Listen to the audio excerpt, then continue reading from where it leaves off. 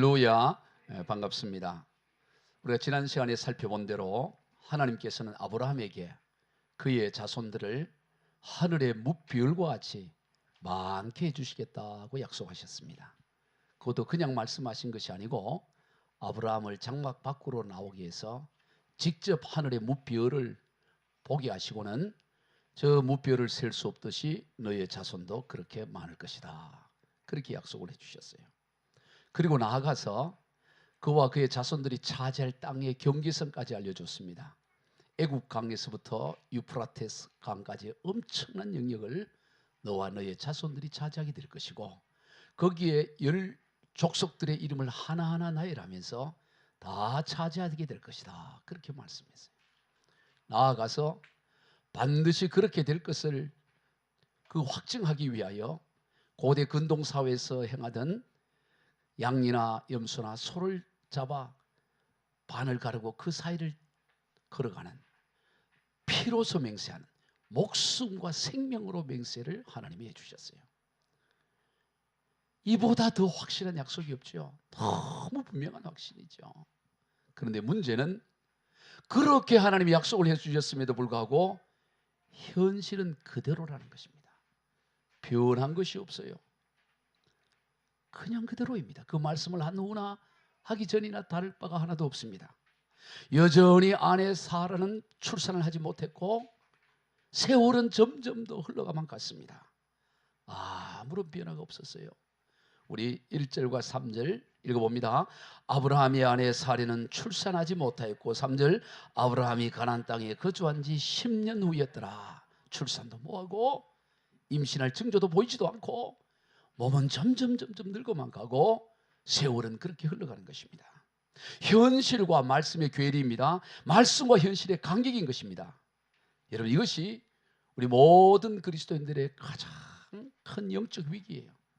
하나님의 말씀은 분명히 염려하지 말라, 내가 너와 함께 하겠다고 늘 말씀하시고 약속하시는데, 나의 삶과 나의 현실을 바라보면 아무것도 변화된 것이 없고 여전히 동일한 거예요. 아니, 동일하기라도 하면 좋은데 점점 더 나빠져 가는 것입니다.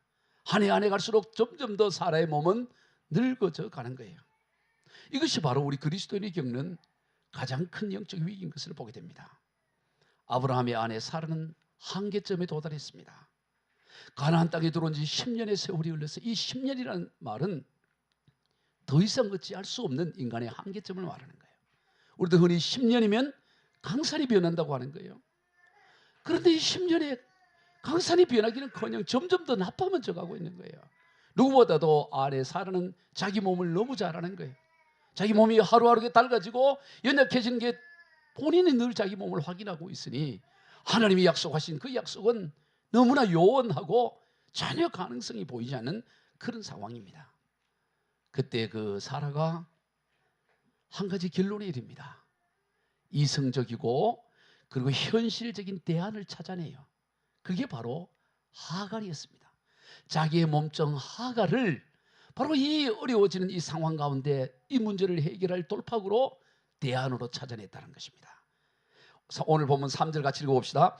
아브라함의 아내 사레가 그 여종 애굽 사람 하갈을 데려다가 그 남편 아브라함에게 첩으로 준 때는 아브라함이 가나안 땅에 거주한 지 10년 후였더라. 당시 고대 근동사회에서는 본처가 아이를 낳지 못하면 첩으로서 그 대를 이어가도록 하는 것이 법으로 명문화되어 있었어요. 그러므로 이것은 문제가 되지 않습니다. 우리 조선시대만 해도 칠거지약 가운데 하나가 아이를 낳지 못하면 첩을 들이고 하고 내어 쫓기도 하고 그렇게 했잖아요. 고대 근동이 다 그런 것입니다. 그러니 이 하갈을 첩으로 이 사라가 들어보내는 이 행위는 사람들로부터 손가락질을 받는 것이 아니라 오히려 더 칭송받을 만한, 참 대단하다라고 할 그런 일을 한 것이죠. 현명한 조치로 그렇게 다 이해할 만한 일이었습니다. 이 10년이라는 숫자가 더 이상 인내하지 못하는 한계점에 이르게 한 것이죠. 당시 시대적 상황이 좋았다 하더라도 이 당시에 사라의 나이가 75세예요. 아브라함은 85세고, 그 75세가 아무리 그 당시에 뭐 어떤 환경이 좋았던들 경수가 끊어질 나이 아니겠어요? 그 희망이 없는 거지. 자기 몸을 들여다보니. 그래서 이만큼 기다렸으면 기다릴 만큼 기다렸다. 하나님, 우리도 할 만큼 했습니다. 10년이나 기다렸잖아요. 그렇게 자신들의 행동을 합리화할 수 있는 그런 한계점에 이른 것입니다. 그러나 여러분, 하나님의 시간, 하나님의 시계는 인간의 한계점에서부터 비롯된다는 걸 기억해야 돼요. 이게 성경을 통해 하나님 보여주는 거예요. 인간의 가능성이 0%가 될 때까지 하나님 기다리는 거예요. 처음에는 100%, 90% 점점 가면서 5%, 나중에 0%가 되는 그때가 바로 하나님이 역사하실 그 시간이기 때문에 그 타이밍을 하나님이 기다리고 있는데 사람은 그걸 모르는 거죠. 이만큼 기다렸는데 10년을 기다렸는데 더 뭘 어떻게 하라는 말입니까? 하고 자신들의 행동에 정당화를 부여하는 것입니다. 그런데 여러분, 이때가 바로 응답의 직전이라는 걸 기억해야 돼요. 더 이상 내가 기다릴 수 없어요. 더 이상 한계입니다. 10년입니다. 그때가 하나님이 역사하실 응답하시는 시간의 직전의 시간이다. 하나님이 응답하실 때가 언제냐? 더 이상 내가 할 수 없다고 고백할 그 시간이 하나님이 일하실 시간이라는 것입니다. 다음 시간에 살펴볼 창세기 17장에 보면 하나님이 바로 다음 장이에요. 나타났어. 내년 이맘때에 사라에게서 아들이 있을 것이다. 한 장만 넘어가면 사라가 아이를 낳는다는 하나님의 약속을 받고 1년 뒤에 아이를 낳는다는 약속을 받고 21장에 가면 아들 이삭을 낳는 내용이 나오는 것을 보게 되는 것입니다. 인간의 개선을 볼 때 한계점에 되는 그 시간이 하나님이 일하시는 시작점이라는 걸 알아야 되는 것입니다. 여러분, 우리의 신앙생활 가운데 가장 강력한 시험이 바로 소망이 다 떨어질, 아무것도 보이지 않는 그때보다도 더 위험한 시기는 뭐냐면 이제 될 것 같은, 이제는 이만큼 하면 됐다고 하는 바로 그때가 사실은 더 위기의 시간인 것을 보게 돼요. 하나님의 때가 거의 다 되었을 때, 하나님의 응답이 문 앞에 이르렀을 때가 그때가 가장 깊은 어둠의 시간이고, 그때 인간은 뭘 하기 시작하느냐? 조급하기 시작해요. 반대로 가기를 시작하는 거예요. 여러분, 새벽이 오기 전에 가장 어두운 것처럼 하나님이 역사하실 바로 그 직전이 우리 인생에 있어서 가장 어둠의 시간이고 조급하게 반응할 시간이에요. 그걸 우리가 깨어 있어야 되는 것입니다. 이제 정말 더 견딜 수 없는 때가 왔구나. 그러면 뭐라고? 이제 하나님이 일하실 때구라고 믿음의 고백을 해야 되는 것입니다. 여러분, 하나님의 시간은 단 1초도 늦지를 않아요. 천지 만물을 창조하신 하나님이 1초도 늦추지 않고 정확한 하나님 시간에 하는 거예요. 다만 우리의 조급함이 하나님의 시간보다 앞서 달려갈 뿐이에요. 사람이 조급한 거지 하나님은 조급해지지 않았어요. 내가 깜빡했네, 빨리 해야 돼, 이런 법이 없어요. 하나님은 정확한 시간에 1초도 늦지 않고 역사를 하신다고. 이 자연 만물을 보면 금방 알 수 있잖아요. 하나님의 그 시간의 타이밍이라는 게 참. 며칠 전에 목사님들 모임이 있어서 저 서해안에서 어떤 수련회에서 갔는데 저녁 때가 되니까 노을이 지니까 그 노을 보러 가자라고. 이 노을, 서해안에 노을 좋잖아요. 근데 제가 그 얘기를 했어요. 여러분, 저 태양이 지는데 태양이 1초 동안에 얼마의 거리를 움직이는지 아십니까? 전혀 분위기에 맞지 않는 얘기를 해봤어요. 여러분, 태양이 1초에 움직이는 거리가 1초 짝깍할 때 움직이는 거리가 22km 움직여. 22km. 태양이 1초에 22km 움직인다고. 놀라지다니. 22km를 1초 만에 움직여. 하나님은 그렇게 역사하시면서 태양, 봄, 여름, 가을이 그렇게 하고 있다고. 이 자연 만물을 보면 정말 하나님의 시간은 1초도 늦지 1초도 늦지 않아요. 정확하게 하나님이 역사하신다. 그런데 사람이 조급해야 하는 거예요. 사람이 하나님의 시간보다 더 앞서가는 것이, 그것이 문제인 것입니다. 오늘 본문에서 이 사라와 아브라함이 하나님의 시간을 온전히 기다리지 못하는 거예요.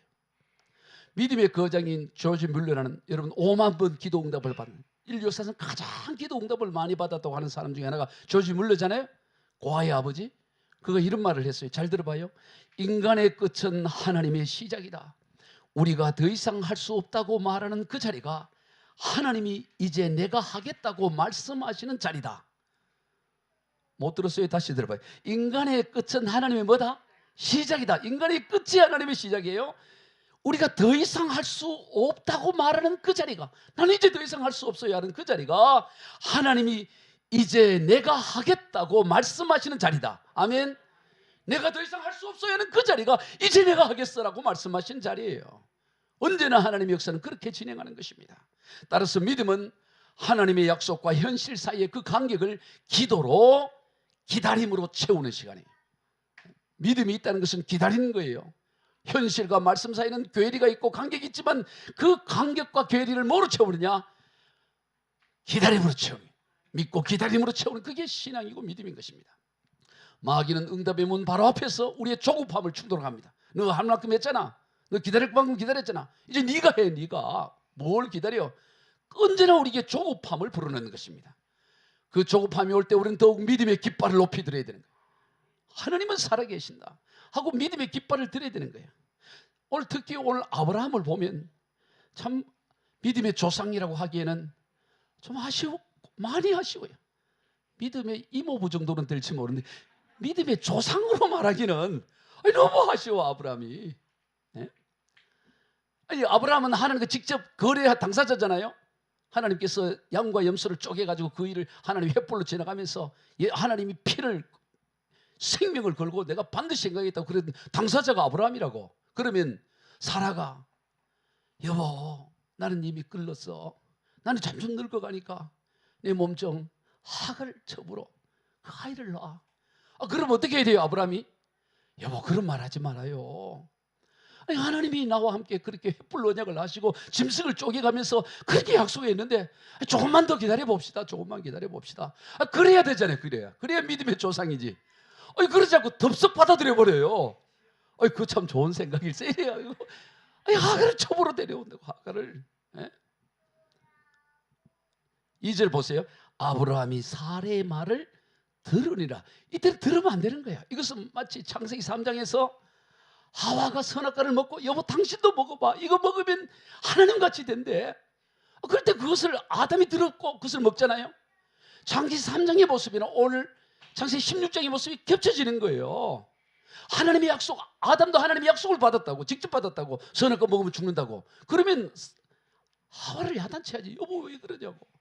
그런데 덥석 주워 먹고, 여기도 이 아브라함도 그거 좋은 생각이라고 이렇게 받아들이는 것입니다. 왜 그랬을까요? 아브라함의 마음 속에도 사라와 같은 마음이 여전히 있었던 거예요. 조급함이 있었던 거예요. 그냥 이렇게 끝나버릴 것 같은 거야.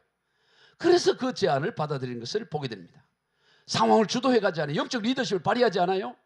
여러분 우리가 영적으로 깨어있지 않으면 정말 그럴듯한 그런 좋은, 아니 사라가 그 얘기할 때 아브라함 망하게 하려고 하는 게 아니잖아요. 다 가문을 생각하고 아브라함 생각해서 하잖아요. 우리가 하나님의 언약을 떠나게 할 때 언제나 우리를 생각하는 척하면서 우리에게 다가와서 넘어뜨린다고. 베드로가 예수님이 십자가의 죽음을 말씀할 때 절대로 그런 일이 일어납니다 안 된다 그럴 때 예수님 망하게 하려고 그랬겠어요? 예수님 생각해서 하는 거죠. 그럴 때 예수님 뭐라고 말합니까? 사탄아 물러가라 그러세요. 사탄아. 오늘 본문에도 이 사라도 마찬가지인 거예요. 정말 그 집안을 위하고 아브라함을 위하고 자기 가문을 위한다고 했습니다. 여러분 이걸 조심해야 되는 거예요. 원수 마귀는 아주 흉한 모습으로, 뿔 달린 모습으로 우리에게 다가오지 않아요. 정말 그럴듯한 합리적인 것, 이성적인 모습, 그렇게 우리에게 다가오는 것입니다. 우리가 그때 깨어있지 않으면 넘어지게 되는 거예요. 판판 넘어지게 되는 거예요. 왜? 나를 위하게 다가오니까 깨어있어야 되는 거예요. 할렐루야. 영적으로 깨어있어야 되는 거예요. 그래서 그걸 받아들인 거예요. 그런데 또 문제가 생겨납니다. 금방 효과가 나타나는 거예요. 오늘 본문 4절 시작. 아브라함이 하갈과 동침하였더니 하갈이 임신하며.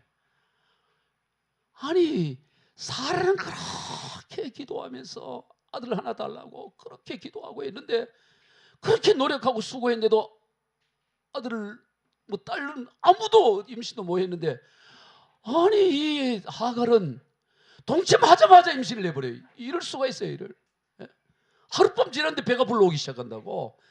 이게 어떻게 된 거예요 이게. 그때 어떻게 생각했을까요? 역시 내 생각이 맞았어. 사라도 아브라함도 야 진짜 그럴 걸, 진짜 그럴 걸. 괜히 마음만 고생만 하고, 아니 진짜 이렇게 하면 금방 되는 건데 하고 막 좋아하면서 쾌재를 불렀지 않았을까요? 그렇지 않아요. 더 큰 문제로 나가는 불씨가 되는 거예요. 금방 내가 원하는 대로 응답이 되었다고 그게 인생의 문제가 해결되는 게 아니에요. 더 심각한 문제로 나가게 됩니다. 더 큰 불씨가 되는 거예요. 오늘 보면 4절을 봅시다. 시작. 아브라함이 하갈과 동침하였더니 하갈이 임신하며 그가 자기의 임신함을 보고 그의 열주인을 멸시한지라. 집안이 풍비박사가 되는 일이 납니다. 여기서 이 멸시란 이 단어 라카라는 거, 이 말은 무슨 의미냐면 그 저주라는 말과 같아요. 너를 저주하는 자에게 내가 저주하겠다. 이 저주, 이 창세기 12장에서 저주란 말이, 즉 다시 말해서 이 하갈이 임신을 하니까 여주인 사라를 그냥 멸시 정도 하는 게 아니고 저주하듯이 그냥 아주 우습게 여기는 거예요. 그러니까 어떻게 되겠어요? 사라가 막 분노하기 시작하는 거예요. 화를 내는 거예요. 얼마가 화가 났든지 자기 남편 아브라함에게 막 퍼부어대는 거야. 뭐라 그러나 봅시다. 자, 5절 시작. 사레가 아브라함에게 이르되 내가 받은 모욕은 당신이 받아야 옳도다. 내가 나의 여종을 당신의 품에 두었거늘 그가 자기의 임신함을 알고 나를 멸시하니 당신과 나 사이에 여호와께서 판단하시기를 원하라. 내가 이렇게 멸시당하고 내가 무시당한 거 이거 당신이 당해. 당신이 당신이 받아야 될 내가 모욕을 당할 게 아니고 당신이 막 남편을 볶아대는 거예요. 아니 잘못은 지가 저질렀잖아요. 물론 아브라함도 속으로는 원한 게 있을지 모르겠지만 말은 하지 않았다고. 말은 누가 했어요? 사라 지가 뚱떠미를 갖고 첩을 놓고 애를 놓자고 이렇게 자기가 다 해놓고는 나중에 남편 볶아대는 거야. 남편 제발 여러분 남편 볶지 말아요. 남자는 그냥 하자는 대로 한 것뿐이야. 왜 그렇게 지가 다 해놓고 볶아대? 막 볶아대. 그리고 남편만 볶아대는 게 아니고 뭐라 그래요? 아니 갑자기 또 하나님까지 끌어들여요. 당신과 나 사이 여호와께서 왜 가만히 있는 하나님을 들어오면서 지가 다 해놓고는 여호와 하나님이 판단하기로 하나님 이름까지 들먹거리면서 막 해대는 거예요. 평화로운 믿음의 가정이 순식간에 원망과 불평, 질투와 증오가 가득한 여러분 하나님의 방식으로 하지 않고 내가 원하는 방식으로 뭘 하면 될 것 같지만 더 큰 불안과 더 큰 다툼과 증오의 불씨가 되는 거예요. 더 큰 문제로 나가는 거예요. 기도 응답만 받는 것, 내가 원하는 게 이루어지는 게 목적이 그게 더 중요한 게 아니에요. 그보다 더 중요한 것은 하나님의 방식으로 일이 진행돼야 되는 거지. 하나님의 방식을 내가 온전히 기다리지 못하고 내 방식으로 뭘 하겠다고 막 설쳐대고 그러면 더 큰 문제에 봉착하게 되는 걸 봐요. 온 이 믿음의 가문이 널리가 나는 게 서로 미워하고. 자, 이 정도 되면 아브라함이 정신 차려야 되잖아요. 남자는 정신 차리는데 시간이 필요해요. 정신을 못 차려요 아직도. 믿음의 조상되면 정신 좀 차려야 될 거 아니야? 뭐라 그러냐 한번 보세요. 6절 하미로 시작. 아브라함이 사라에게 이르되 당신의 여종은 당신의 수중에 있으니 당신의 눈에 좋을 대로 그에게 행하라 하며 사레가 하갈을 학대하였으니 하갈이 사레 네 마음대로 하세요 이러는 거야. 그래서 자기 아이가 임신된 거 아닙니까? 어떤 하갈을 통해 애가 임신됐으면 중재를 해야지 남자로서 둘을 서로 이렇게 잘 이렇게 해야 될 거 아니겠어요? 그런데 이 본체가 막 퍼부대니까 당신 마음대로 하세요. 당신 멋대로 그런 법이 어디 있어요? 예. 나중에 아브라함 만나면 좀 한번 얘기하세요 우리 여성분들. 그래도 나중에 가면 정신 차려. 저 뒤로 가면 정신 차리니까 괜찮아. 지금 아직 정신을 못 차리고 헤매고 있어. 그랬더니 이제서야 이 또 사라가 얼마나 임신한 하갈을 미워하는지 학대를 하는데 견딜 수 없도록 학대하는 거예요. 표독스럽게 네가 내한테 그래서 하고 얼마나 사람을 잡는지 견딜 수가 없어요. 견딜 수가. 종은 도망가다 잡히면 죽어요. 그런데 하도 얼마나 견디지 못하니까 어떻게 합니까? 도망을 갈 정도예요. 도망을 간 정도로. 이 집안이 어떻게 되는 겁니까? 아브라함은 무책임하고 사라는 표독하고 또 하갈은 또 임신했다고 교만해하고 집이 완전히 엉망이 되어버린 것을 보게 되는 것입니다. 여러분 기도 응답은 단순히 받는 것보다 하나님의 방식으로 온전히 감당하는 게 중요하다 이 말이에요. 아멘. 내가 원하는 건 내 목표를 이루는 게 그게 핵심이 아닌 것입니다. 뭐로 가도 서울만 가는 게 중요한 게 아닙니다. 바르게 가야 되는 게 바르게 하나님의 방식대로 우리가 나가야 되는 것입니다. 조급해서 하나님의 뜻을 앞질러 가면 반드시 그 조급함이 가시가 되어 자기를 찌르게 돼요. 여러분 신앙의 여정은 다 여기에 문제가 되어 있어요. 너무 조급해. 온전한 하나님의 시간을 기다리지 못하고 막 하나님 시간보다 더 빨리 조급하다 보니 이 조급함이 가시가 되어서 자기를 막 찌른다고. 여러분, 하나님보다 앞서가는 것은 가장 큰 불순종 가운데 하나예요. 내가 하나님의 나라를 위해서 하나님의 뜻을 이루기 위해서 하늘의 무별처럼 만들어야 된다고 그렇게 하는 게, 열심히 하는 게 남들이 보기에는 열심히 같지만 그게 가장 큰 불순종이라고. 하나님의 방식대로 하지 않고 자기 방식대로 하는 것이 그게 교만인 거예요. 하나님을 무시하는 교만이 된다고. 성급하게 응답받는 거, 그런 축복이 아니에요. 변형된 저주라고. 사실은 기도 응답보다 더 중요한 것은 하나님의 방법으로 얻어야 된다. 하나님의 방법으로 취해야 된다는 거예요.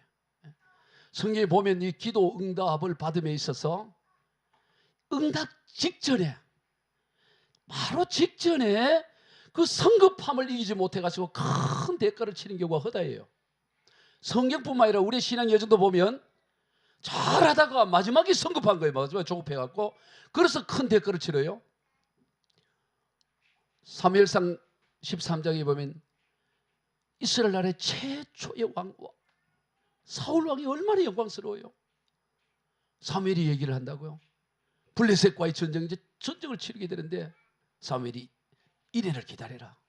이래 기다리면 내가 가서 기도하고 하나님께 제사들을 그래 기다리는데 블레셋이 얼마나 많이 오는지 그걸 보고 그 이스라엘 군사들이 겁이 나서 도망가기 시작하는 거예요. 도망. 하루를 기다립니다. 이틀을 기다리고 사흘을 기다리고 드디어 1회째까지 온 거예요. 1회째. 1회째가 됐는데도 아직 사무엘이 오지 않는 거야. 백성들은 점점 더 흩어져 가는 거예요. 그래서 어떻게 해버립니까? 자기가 번제를 드려, 자기가 제사를 드려. 제사가 마치자마자 사무엘이 와요. 자, 물어봅시다. 사무엘이 자기가 약속했던, 내가 1회 안에 가겠다는 약속을 지키지 않았는가요? 지켰는가요? 지켰어요. 사무엘은 아직 1회가 끝난 게 아니라고. 8회째에 온 게 아닙니다. 1회째가 됐을 때 왔다. 1회째가 하루 이틀 계속 조바하게 기다리다가 1회가 돼도 안 오니까 막판에 마지막을 기다리지 못하고 번제 드렸다가 사무엘부터 책망을 받아. 하나님이 당신의 왕위를 버렸다. 그런 책망을. 조금만 더 기다리면 되는데 조금만 기다려요. 여러분, 오늘 우리도 1회까지 기다렸다는 거야. 그런데 하나님이 약속하는 시점은 아직 끝난 게 아니라고. 끝난 게 아니라고. 출애굽한 이스라엘 백성들이 광야 여정 가운데 온갖 역사를 경험하고 홍해를 바다를 건너기도 하고 하늘의 만나를 먹기도 하고 메추를 먹고 이제 가나안 땅 입성 바로 앞에까지 온 거야. 팔레스타인 최남단인 가데스 바네아 이제 밀고 들어가면 된다고. 이제 다 끝났다고. 그 어려운 거 다 돌파하고 바로의 그 모든 걸 다 피하고 다 돌파하고 광야 돌파해서 들어가기만 하면 되는데 거기서 뭘 합니까? 정탐꾼 보냈다가 아이고 우리는 안 돼, 우리는 안 돼. 우리는 스스로 보기엔 메뚜기 같아. 다 된 그 막판에서 그냥 다시 뒤집어가지고 광야 40년 세월 보낸다고. 여러분, 우리 인생도 조금만 더 믿음으로 전진하면 되는데 전진하지 못하고 막판에 뒤집어지는 거예요. 모세와 아론도 마찬가지예요. 그 광야 40년 이스라엘 백성들과 다 온갖 어려움 다 견디고 이제 마지막 백성들이 물을 달라고 하도 요청하길래 그 무리바 물가에서 하나님이 그냥 명령만 하라 그랬는데 내가 지금까지 참았는데 진짜 더 참기 어렵다고 혈기를 내잖아요. 막판에 혈기 내다가 결국은 못 들어갔다고. 초반에 혈기 낸 게 아니에요. 막판이에요. 막판. 여러분, 끝까지 기다리기를 주의 이름으로 축복합니다. 하나님의 약속과 언약을 붙잡고 끝까지 믿음으로 가는 게 그게 신앙의 여정인 거예요. 난 할 만큼 했어요. 열흘만큼 기다렸어요. 10년 기다렸어요. 그게 아니라고. 완전 0%가 돼서 하나님이 역사하실 때까지 결단하고 나가는 게 이게 신앙의 여정인 것입니다. 오늘 본문에서 집을 떠쳐나온 이 하갈이 어디에 이르냐? 광야의 샘물 수르길 샘물이 있는데 7절 한번 읽어봅시다. 시작. 여호와의 사자가 광야의 샘물 곧 술길 샘 곁에 이르. 자, 도망을 가는데 어디로 가냐? 수르로 가네. 수르. 이 수르는 바로 애굽으로 내려가는 광야예요. 수르 같은 이름입니다. 아마 이 애굽의 여인이었던 하갈은 자기 고향인 애굽으로 가려는 생각을 했던 것 같아요. 그런데 가는데 임신은 했고 발걸음 무겁고 목은 타오르고 갑자기 도망하다 보니까 준비도 없고 그 이제 죽을 지경이 이렇게 돼. 죽을 지경.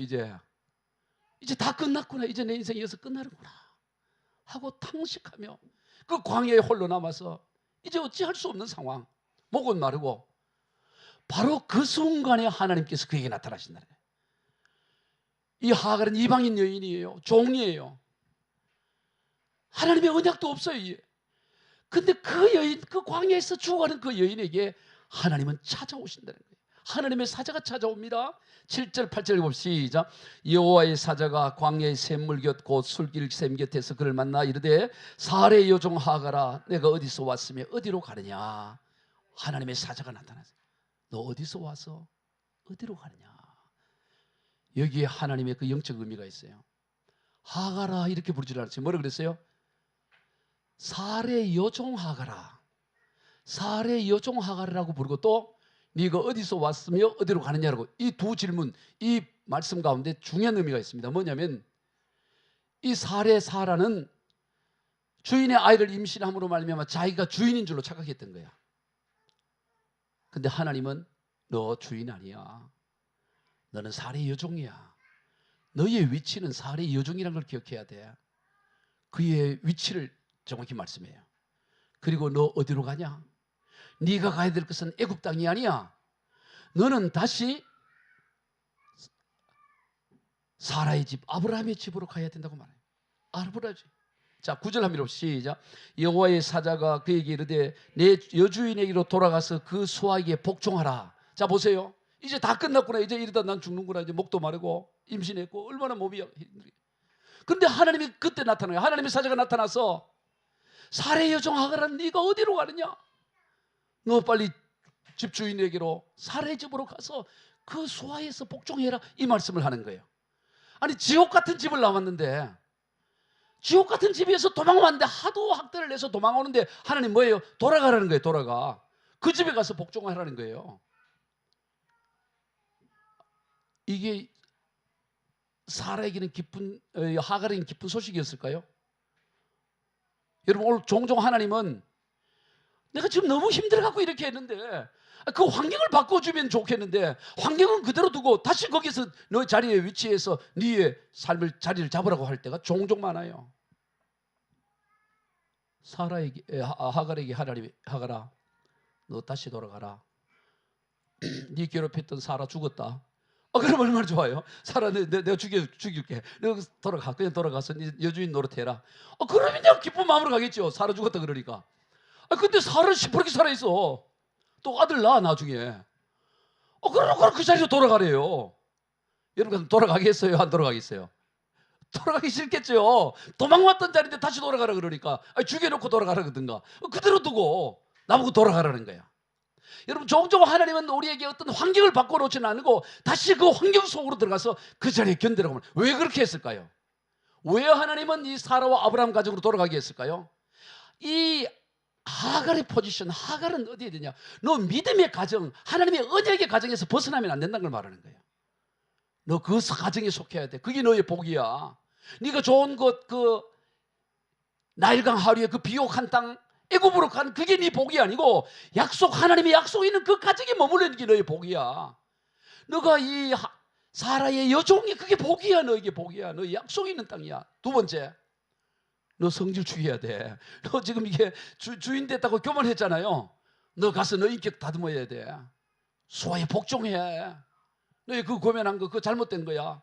너 다시 훈련해라고 말씀해요. 오늘 우리도 보면 하나님께서 우리의 환경은 바꿔놓지 않고 다시 그 환경 가운데서 하나님을 바라보며 하나님의 믿음 안에서 서기를 원하신다. 그 약속의 모습. 그런데 그냥 돌아가라면 참 가기 힘들었을 거예요. 근데 하나님이 돌아가라 그러면서 약속을 축복을 내요. 너 돌아가면 너 말이지 내가 너의 아이 너의 후손도 많게 해줄 것이고 네 아들 이름을 이스마엘이라고 이름 짓고. 자 우리 한번 읽어보도록 합시다. 10절 11절 시작. 여호와의 사자가 또 그에게 이르되 내가 내 씨를 크게 번성하여 그 수가 많아 셀 수 없게 하리라. 여호와의 사자가 또 그에게 이르되 네가 임신하였은즉 아들을 낳으리니 그 이름을 이스마엘이라 하라. 이는 여호와께서 내 고통을 들으셨습니다. 이 하갈에게 뭐라고 하냐면 너의 씨도 크게 번성해. 그 수가 너무너무 많아서 셀 수 없을 정도로 많은 축복. 아브라함의 축복을 그대로 또 얘기하는 거예요. 네가 낳은 자손, 네 낳은 아들도 그 수를 셀 수 없을 만큼 많게 해줄 거야. 그리고 그 아들의 이름까지 하나님 지어주는 거예요. 네가 낳을 아들의 이름은 이스마엘이다. 이 이스마엘은 뭐냐? 하나님께서 들으셨다는 거예요. 하나님이 듣고 있어. 너 다 보고 있잖아. 다 듣고 있어. 너 돌아간다고 어려움 당하잖아. 너 거기서 견디고 나가면 네 자손도 셀 수 없을 만큼 많은 자손에 번성하게 해줄 것이고 내가 너의 소리 다 들을 거다. 그래 약속을 하나님 주시는 거예요. 그래서 그 말을 듣고 하갈이 얼마나 기뻐하는지. 자기는 그냥 광야에서 죽는 줄 알았다고. 수르 광야에서 그냥 목말라 죽을 줄 알았는데 하나님의 사자가 나타나서 그에게 약속의 말씀뿐만 아니라 눈을 열어 그 우물을 보게 하고 물을 마시게 하고 생기를 얻게 하고 돌아보는 게 얼마나 기뻤어요. 얼마나 너무 감사해. 나 같은 이 여종, 나 같은 이방인, 나 같은 인생에도 하나님이 나를 찾아오셔서 너무 감사해서 그거 뭐라 그러냐? 13, 14절 시작. 하갈이 자기에게 이르신 여호와 이름을 나를 살피시는 하나님이라 했으니 이는 내가 어떻게 여기서 나를 살피시는 하나님을 배웠는고 함이라. 이름으로 그 샘을 부엘라 헤올이라 불렀으며 그것은 가데스와 베레 사이에 있더라. 그래서 그거 하나님의 이름을 지어요. 하나님의 이름을. 하갈이 하나님을 뭐라 그러냐? 나를 살피시는 하나님. 나를 살피시는 하나님. 하나님은 어떤 하나님이냐? 나를 살피시는. 그게 뭐냐? 엘로이라는 거예요. 엘로이. 나를 살피시는. 여러분, 하나님은 저와 여러분을 살피시는 하나님이에요. 아멘. 하갈 비천한 여종의 인생을 하나님은 살피신 거예요. 엘로이의 하나님. 나를 살피시는 하나님이라고. 그가 하나님을, 나를 살피시는 하나님, 나를 감찰하시는 하나님이라고 하고 그 우름을 뭐라 그랬어요? 그 우물의 이름도 지는 거예요. 그 이름을 부엘라 헤로이, 나를 살피시는 살아계신 이의 우물이라는 이름으로 우물 이름도 지어버려요. 이름도. 얼마나 감동이 되었든지. 여러분, 하나님께서 우리가 광야에 홀로 있다고 느껴질 때 이제 내 인생이 이렇게 끝나냐? 이렇게 버림받는 거 아닌가? 그때 하나님은 우리를 살피고 계신다는 거예요. 나는 광야 구석에 있는 것 같지만 사실은 오늘 우리는 하나님의 시선 한 복판에 있어요. 한가운데. 하나님은 한가운데 우리를 두고 있어요. 나는 네 여건 환경이 내 저 변두리에 그냥 이름도 없이 그냥 여기서 광야에서 죽을 같은데 하나님의 눈은 그를 바라보고 계시고 그를 살펴보고 계시는 것을 보게 되는 것입니다. 그래서 이 하갈이 본래 사라의 집 아브라함의 집으로 돌아가요. 돌아가서 아들을 낳습니다. 그 아들이 바로 하나님의 이름 지어준 이스마엘이에요. 그때 그 아브라함의 나이가 몇 살이냐? 86세. 가나안 땅에 온 지 11년이 지난 86세 때 아들을 낳아요. 첫 아들을 낳습니다. 우리 15절 16절 읽어봅시다. 시작. 하갈이 아브라함의 아들을 낳으며 아브라함이 하갈이 낳은 그 아들을 이름하여 이스라엘이라. 하갈이 아브라함이 이스라엘을 낳을 때 아브라함이 86세였더라. 아들을 낳아요. 말씀을 정리합니다. 여러분, 오늘 본문을 통해 우리가 깨닫게 되는 중요한 교훈들이 있습니다. 먼저는 하나님의 약속은 내가 원하는 때 이루어지는 것이 아니라 하나님의 시간, 하나님의 카이로스, 하나님이 원하신 때 이루어진다는 걸 기억해야 되는 것입니다. 그래서 하나님의 말씀과 나의 현실은 언제나 괴리와 간격이 있어요. 바로바로 하면 얼마나 좋겠습니까마는 괴리와 간격의 시간이 있다. 그것을 왜 하나님은 말씀과 현실 사이에 간격을 두느냐? 그것을 너의 믿음으로 채우라는 것입니다. 하나님은 우리의 믿음을 강화시키기 위해서, 믿음의 사람이 되기 위해서 현실과 하나님의 약속의 말씀 사이에는 간격을 두고 괴리를 두고 그것을 기다림으로, 믿음으로 채워가기를. 그래서 믿음의 조상이 되고 믿음의 사람이 되도록 하기 위해서 그 믿음의 시간을 두는 거예요. 그걸 우리가 알아야 되는 것입니다. 그런데 오늘 우리는 이 믿음의 시간을 온전히 기다리지 못하고 하갈을 채워요. 하갈을 찾아요. 대안인 하갈로 그 공간을 채워 넣으려고 하는 것입니다. 우리는 그때 더욱 믿음의 깃발을 높여드려야 돼요. 이때가 내가 지금 더욱 믿음을 드러낼 때다. 하갈은 언제나, 인간의 성급함으로 만들어진 하갈은 언제나 우리에게 더 큰 고통과 가시의 역할을 하는 거예요. 좋아할 게 아닌 것이에요. 하나님의 방법으로 이루어져야 되는 겁니다. 하나님의 약속, 하나님의 말씀도 인간적인 방법으로 뭘 하려고 하면 점점 더 힘들어져요. 가시가 되어져요. 그러나 온전히 하나님을 신뢰하고 하나님이 하시는 방법으로 이끌어, 그게 믿음의 여정인 것이죠. 하나님은 엘로이 하나님, 언제나 살피시는 하나님, 보살피시는 하나님. 이 하갈, 이 버림받은 여인, 그저 도구로, 가문을 이을 도구로 여겼던 여인이었지만 하나님은 그를 도구로 보지 않으시고 하나님이 형상어린 인격으로 보시고 그를 축복하시고 번성하시는 하나님의 역사를 우리가 보게 되는 것입니다. 오늘 우리의 인생 가운데 내 눈에 당장 잡히는 게 없고 보이는 게 없을지라도 하나님의 약속 언약 붙잡고 나가는 게 이게 신앙생활이에요. 그것을 믿음으로 채워가는 것입니다. 기다림으로 채워가는 것입니다. 인간적인 화갈 방법 찾지 않고 끝까지 믿음으로 가는 거예요. 나중에 아브라함은 그렇게 만들어져요. 그래서 믿음의 조상이 된다고. 지금 봤을 때는 믿음의 조상은커녕 이모부나 고모부밖에 안 되는데 이 점점 이렇게 믿음이 세워져 가지고 그래서 완전한 믿음의 조상으로 세워져 가는 걸 우리가 보게 되는 것입니다. 오늘 우리도 마찬가지예요. 우리도 인생 가운데 점점 하가를 찾습니다. 대안을 찾습니다. 그런데 점점 어려워져요. 그러면서 우리가 다듬어지고 하나님의 약속, 횃불 약속, 언약 붙잡고 가야 되구나. 이게 깨달아지면서 오늘 우리도 믿음의 사람으로 세워져요. 우리 모두 그렇게 믿음의 사람으로 세워져 가시는 저와 여러분이 다 되시길 주 예수 그리스도의 이름으로 축복합니다. 기도했습니다. 하나님 아버지 감사합니다. 하나님의 역사는 도무지 이제 더 이상 한계점에 이르렀을 때 그때 하나님의 말씀의 역사가 시작되는 것을 오늘 본문을 통해 깨달았습니다. 응답 직전에 성급함으로 하나님의 역사를 하나님이 가로막는 그런 어리석은 자 되지 않게 하여 주시고 온전한 기다림과 믿음으로 하나님의 일하심을 보는 그런 믿음의 삶이 되도록 주여 축복하여 주시옵소서. 감사하고 축복드리며 예수님의 이름으로 기도하옵나이다. 아멘.